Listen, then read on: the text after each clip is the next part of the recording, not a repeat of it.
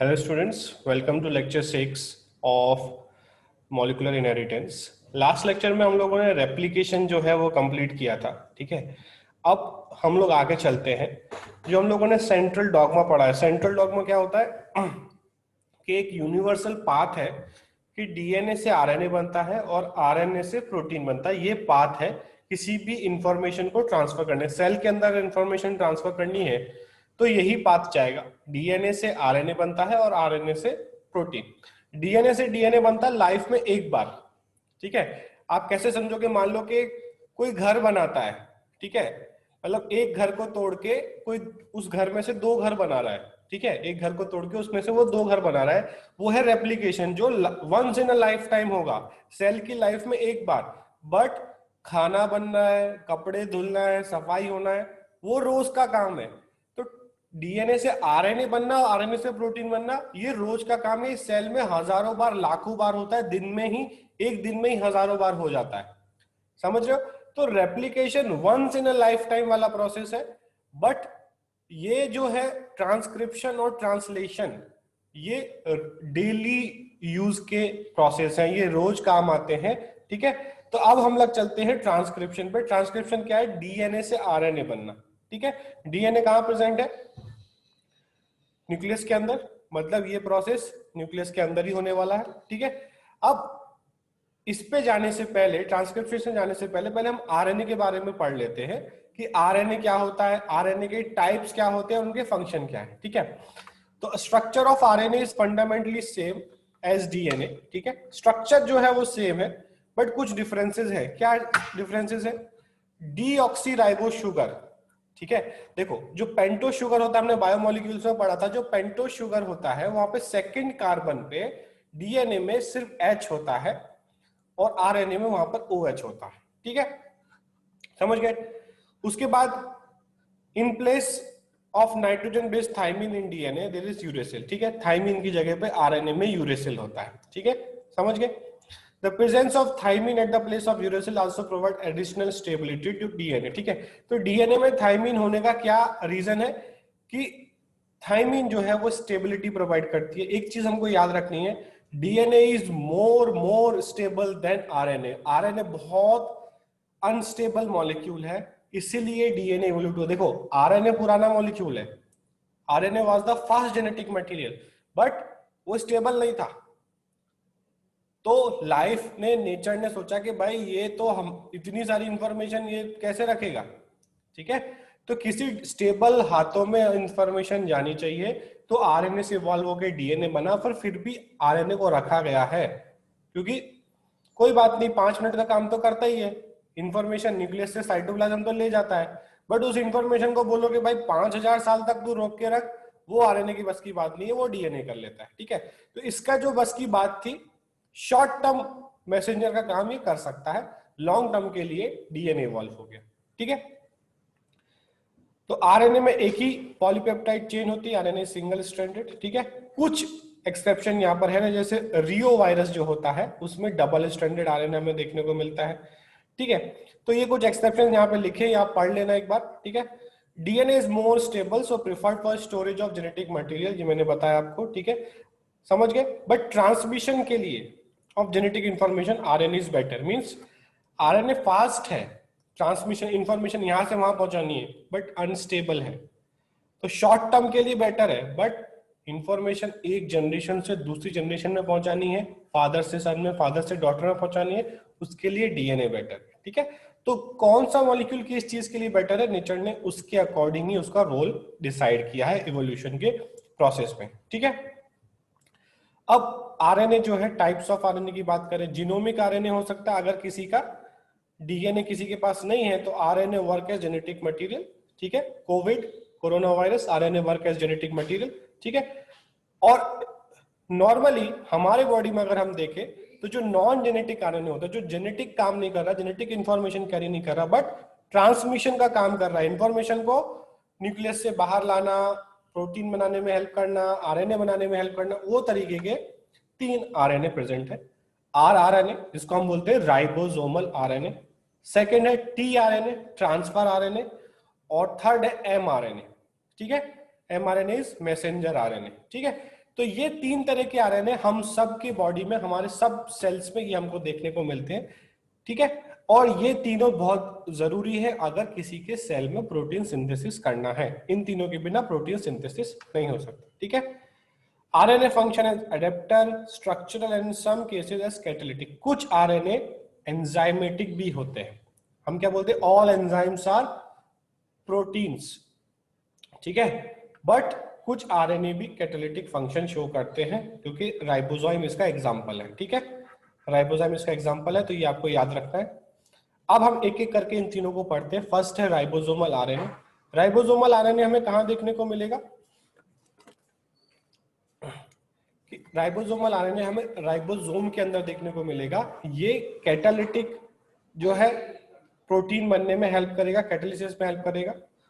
This RNA is 80% of cells total RNA, ठीक है। ये क्वेश्चन एक बार 2016 नीट में आ चुका है कि which is the most abundant RNA in our cell, ठीक है। Most abundant RNA in our cell is rRNA, ठीक है। बहुत सारे लोग एमआरएनए टिक करके आए थे, but mRNA is most abundant नहीं है, आरआरएनए मोस्ट अबंडेंट है, but is 80% of total RNA, ठीक है। डिस्कवर्ड बाय कुंजी, डिस्कवर्ड बाय के क्वेश्चन बहुत रेयर हो गए, अब नहीं आएंगे। It is found in ribosome and it is produce in nucleolus, ठीक है। राइबोसोम के अंदर मिलेगा आरआरएनए, ठीक है, उसके स्ट्रक्चर में, और बनता कहां पर है? न्यूक्लियोलस में, ठीक है। मोस्ट स्टेबल फॉर्म, ये भी क्वेश्चन आ सकता है, तीनों में से सबसे स्टेबल कौन सा है? They are present in 80s type of ribosome, ठीक है। यूकेरियोट्स में 80s टाइप है। There subunit are 60-40। 60 में कौन से आरआरएनए मिलेंगे? देखो, राइबोसोम की दो सब यूनिट 60-40। 60 के अंदर हमें कौन सा देखने को मिलेगा? 5s rRNA, 5.8s rRNA, 28s rRNA, ठीक है। 60s में 3 तरह के आरएनए, 40s में एक तरह का, दैट इज 18s, ठीक है। और ये 18s RNA is specific to a particular species. ये आधार कार्ड नंबर है हमारा, ठीक है। हर स्पीशीज में ये अलग होता है 18s स्पीशीज में।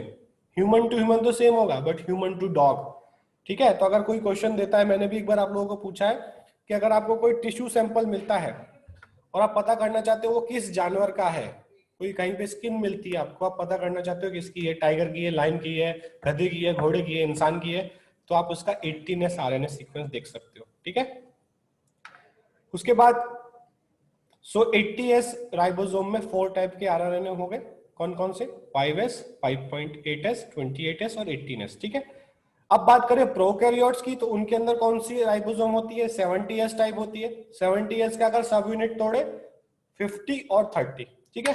50 में 2 टाइप, 5s और 23s, और 30 में 16s, ठीक है। तो ये जो इनका 16s है, ये इनका आधार कार्ड नंबर है प्रोकैरियोट्स का, ठीक है। अगर आपको पता करना है कि ये कौन सा वाला बैक्टीरिया है, तो हम उसका 16s आरएनए सीक्वेंस फाइंड करेंगे और उसे डेटाबेस में मैच करने की कोशिश करेंगे, ठीक है। तो 70s में 3 तरह के, 5, 23 और 16। 80s में 5, 5.8, 28 और 80, ठीक है। तो ये आप फ्लो चार्ट बना के लिख लो। 80s में 60 में 3, 40 में 1, 70s उसमें 50 में 2 और 30 में 1, ठीक है। इस तरीके के ये सारे आरएनए हैं। इसका फंक्शन क्या है? At the time of protein synthesis rRNA provide attachment site to tRNA mRNA, ठीक है। देखो, हमें पता है कि जो हमारा राइबोसोम है, ठीक है, वो 2 सब यूनिट है। मान लो कि ये एक सब यूनिट है, नीचे एक सब यूनिट है, और इसके बीच में एमआरएनए। एमआरएनए कहां से बन के आएगा? जो हम देखेंगे अभी, एमआरएनए न्यूक्लियस से बन के आएगा साइटोप्लाज्म में, ठीक है।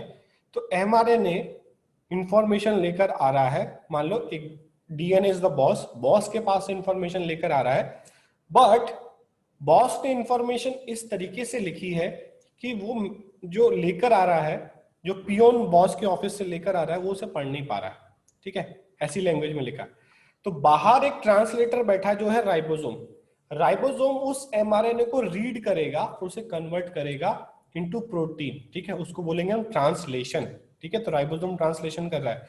और ट्रांसक्रिप्शन क्या है? जो डीएनए से एमआरएनए बन रहा है, जो बॉस बना रहा है, ठीक है। डीएनए से एमआरएनए इज ट्रांसक्रिप्शन। और उस एमआरएनए को जब बाहर वो आ जाएगा, ठीक है, तो उसको हम बोलेंगे कि वो ट्रांसलेशन करने में राइबोसोम हेल्प करेगा, ठीक है। तो आरआरएनए क्या करता है, टीआरएनए और एमआरएनए को अटैच होने देता है राइबोसोम के ऊपर।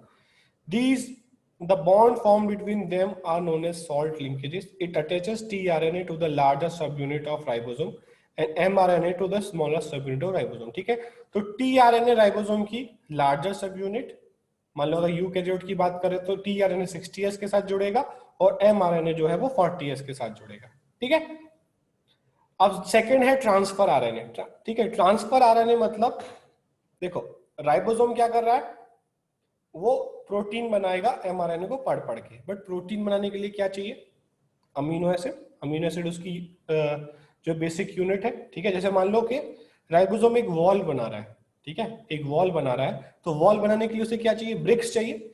तो ब्रिक्स लाने का काम कौन करता है, टीआरएनए। टीआरएनए का काम क्या है, अलग अलग तरह की ब्रिक्स लाना। अब यहाँ पे क्या हम लोगों ने किया ये अलग, मान लो जो वॉल बन रही है वो मल्टी कलर बन रही है, मीन्स नीचे red brick, green brick, yellow brick, orange brick, इस तरीके से मल्टी कलर वॉल बन रही है। ठीक है, अलग अलग अमीनो एसिड की वॉल बन रही है।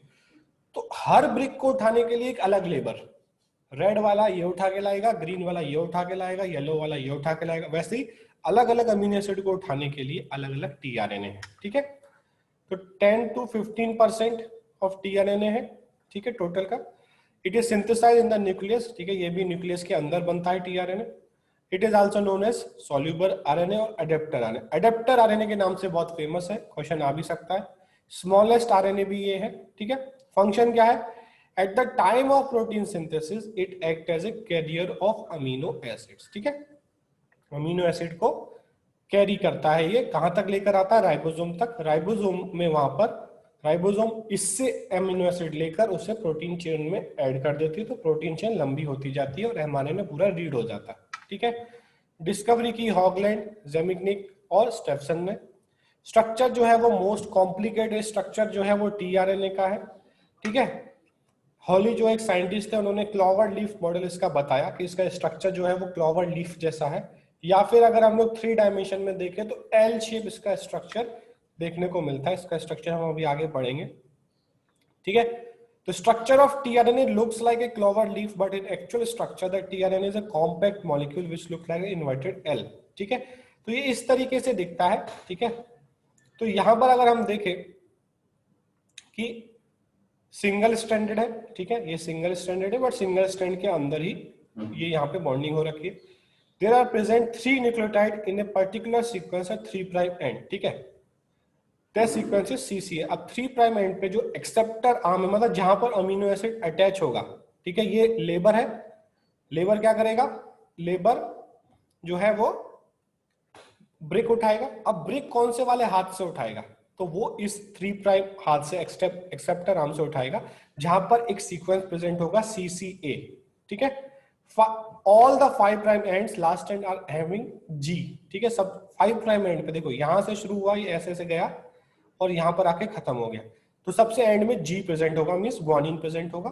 ठीक है, और 3 प्राइम एंड पे हमेशा CCA प्रेजेंट होगा। 3 prime end is known as acceptor arm. tRNA accepts amino acid at the acceptor point. यहां पर अमीनो एसिड अटैच हो जाएगा, ब्रिक उठा ली।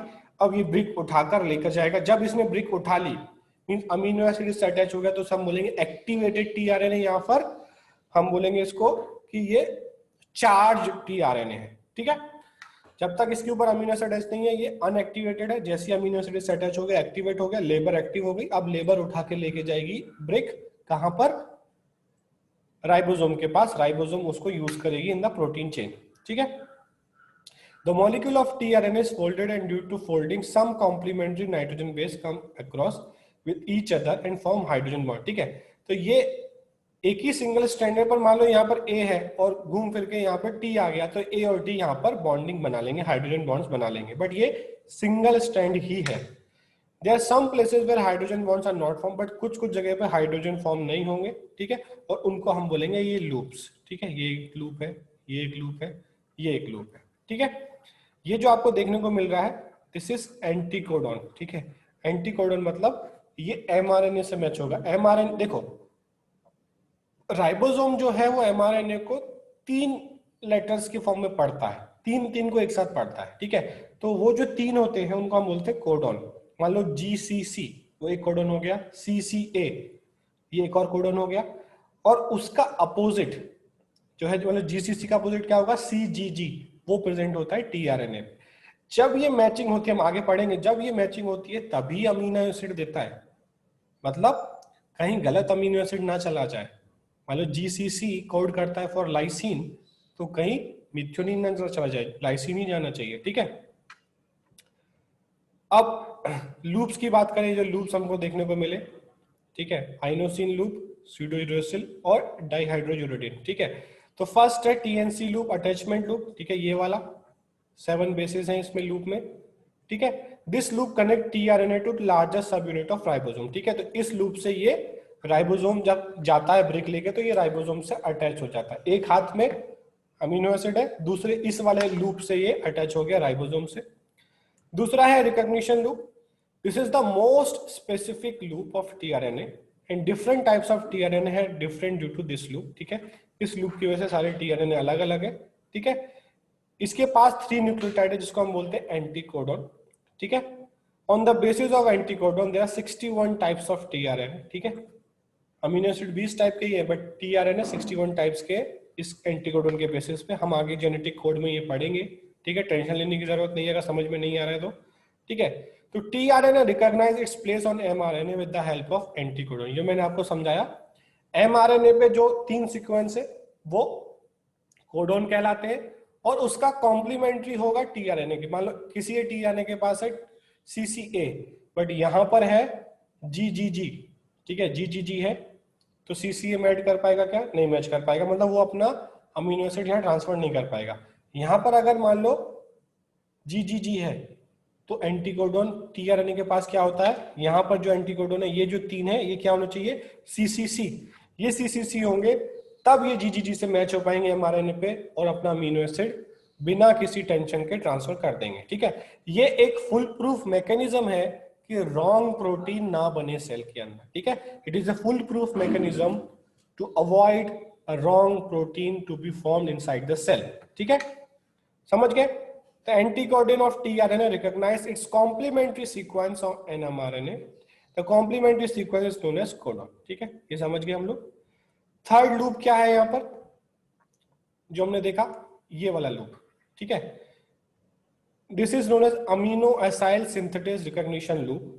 Amino acyl synthetase is a specific type of enzyme. The function of this enzyme is activate a specific type of amino acid, ठीक है।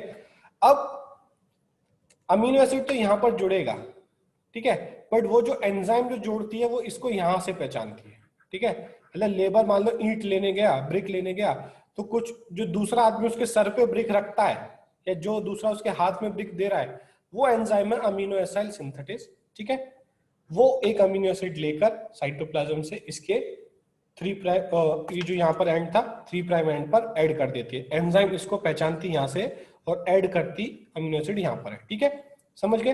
तो तीनों loop का फंक्शन आपको याद होना चाहिए। ये लूप राइबोसोम से अटैच होने में हेल्प करता है, ये mRNA को पहचानने के कोडोन और एंटीकोडोन की मैचिंग के लिए हेल्प करता है, और ये अमीनो एसाइल सिंथेटेज जो एंजाइम चार्ज करती है इसको, मींस अमीनो एसिड ऐड करती है एक tRNA के ऊपर, वो अमीनो एसाइल जो है सिंथेटेज एंजाइम यहां से उसको पहचानती है, ठीक है। 20 टाइप्स ऑफ एंजाइम और 20 टाइप्स ऑफ अमीनो एसिड, ठीक है, 20 तरीके अमीनो एसिड है तो 20 तरीके के अमीनो एसाइल सिंथेटेज सेल में प्रेजेंट है, ठीक है। The function of DHU loop is to recognize their specific amino acyl synthetase enzyme, ठीक है। तो हर tRNA के लिए एक अलग अमीनो एसाइल सिंथेटेज प्रेजेंट है सेल के अंदर, ठीक है। तो ये हो गया हमारा tRNA, इसका स्ट्रक्चर याद करना बहुत इंपॉर्टेंट है, ठीक है, और इसके लूप्स के फंक्शन याद करने हैं, ठीक है। और ये भी याद रखना है कि ट्रांसलेशन में जो फर्स्ट स्टेप है वो यही है, एक्टिवेशन ऑफ tRNA, ठीक है। ये क्वेश्चन अभी परसों नीट के एग्जाम में आया है कि ट्रांसलेशन का फर्स्ट स्टेप क्या है, ठीक है। तो फर्स्ट स्टेप क्या है ट्रांसलेशन का, एक्टिवेशन ऑफ tRNA, mRNA जुड़ गया, सॉरी अमीनो एसिड जुड़ गया tRNA के साथ, ठीक है। अब थर्ड है हमारा मैसेंजर RNA, 1 to 5% है ऑफ टोटल RNA। डिस्कवरी किसने की, हक्सले ने, और mRNA नाम दिया जैकब और मोनाड ने। mRNA जो है वो हमारा is produce by genetic DNA in the nucleus, ठीक है। तो डीएनए की सीक्वेंस को पढ़ के उसका कॉम्प्लीमेंट्री एक एमआरएनए बनता है और उस प्रोसेस को हम बोलते हैं ट्रांसक्रिप्शन, जो हम लोग आगे पढ़ने वाले हैं।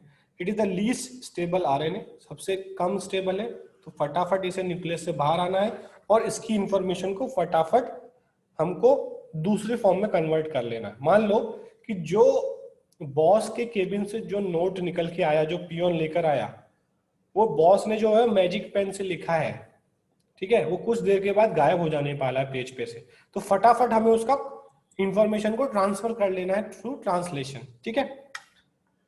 Both DNA and RNA are able to mutate. In fact, RNA being unstable, mutate at faster rates. So virus having RNA genome and having shorter lifespan mutate and evolve faster. ठीक है, इसलिए जो वायरस RNA वायरस है बहुत तेजी से mutate होते हैं, तेजी से वो इवॉल्व होते हैं, इसलिए RNA वायरस को रोकना, उसकी वैक्सीन बनाना प्रॉब्लमेटिक होता है, ठीक है। RNA was the first genetic material, ये भी हमको पता है, ठीक है। अब हम लोग इस लेक्चर के बाद, ये लेक्चर हम लोग यहाँ पर खत्म करते हैं, हम लोग ट्रांसक्रिप्शन स्टार्ट करेंगे। तो ये टाइप्स ऑफ आरएनए यहाँ पर कंप्लीट हो गया, इसको अच्छे से समझ लो, नोट कर लो, ठीक है। बहुत इंपॉर्टेंट टॉपिक है, नीट के लिए भी और आगे की लाइफ के लिए भी बहुत इंपॉर्टेंट टॉपिक है, ठीक है। इसको हम लोग यहाँ पर खत्म करते हैं, नेक्स्ट लेक्चर में हम लोग ट्रांसक्रिप्शन स्टार्ट करेंगे, ठीक है। Thank you.